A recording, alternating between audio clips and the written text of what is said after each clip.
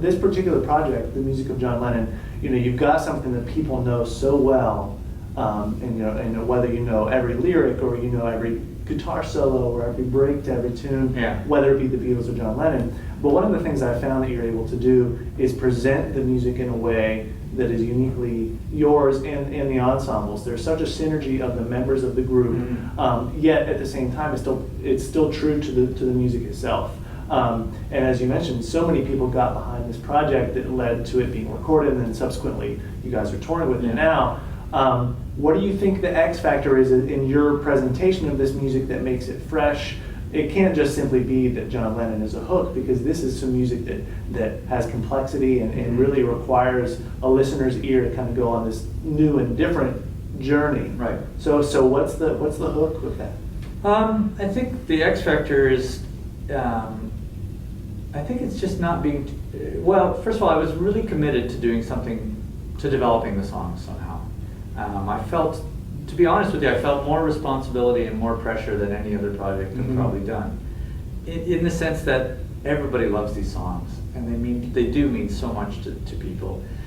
And so you're kind of, that puts you in this awkward spot, because it's like, okay, if you play them authentically, that might satisfy the nostalgic side of people, but it's not going to like go, oh, I've never heard that song like that, and so I didn't want to do that. And at the same time, you can kind of twist it lots of different ways, but you don't want to alienate the emotional connection, the people from their own emotional connection to the tune.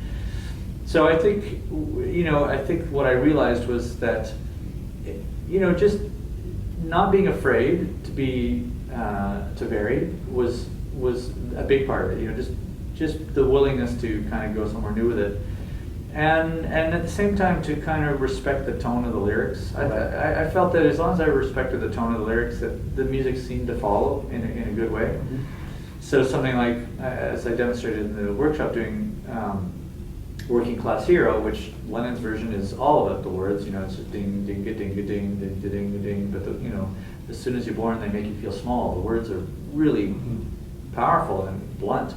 And so I completely changed the atmosphere and the groove, but the sense of the atmosphere and the power of those words and the social commentary is still strong, and that overall seems to be the thread, I think, through the record. Definitely, and also the fact that you've got such strong musicians that bring what they do to the table so confidently. But I want to talk for a minute about you as a guitarist, because I know you said you didn't spend for a period there too much time thinking about yourself as a guitarist in the sense of the technical element, but yet you have so much diversity to your sound, with this big pedal board, and not only the fact that you have this pedal board, which you see so many guitarists have the equipment, but you're moving so effortlessly through that and getting so many textures that are contributing to the music.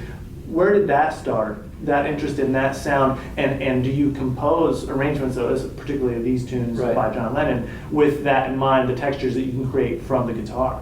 Well, I think it started just, when I started playing the guitar, both my older brothers are musicians, and so my brother Roberto, who plays with me, he was really into jazz and funk, and through him I kind of got turned onto things like Stevie Wonder and late Miles Davis, and people like George Benson, and so that to me was like, okay, well then I want to study jazz, and I started taking jazz guitar lessons. But my other brother is more of he loved the Beatles, British Invasion, British blues stuff, and he turned me on to Stevie Ray Vaughan and Jimi Hendrix and that kind of stuff, and then of course my own music, just what my friends were listening to. I was hearing things like Talking Heads and The Police and early U2 and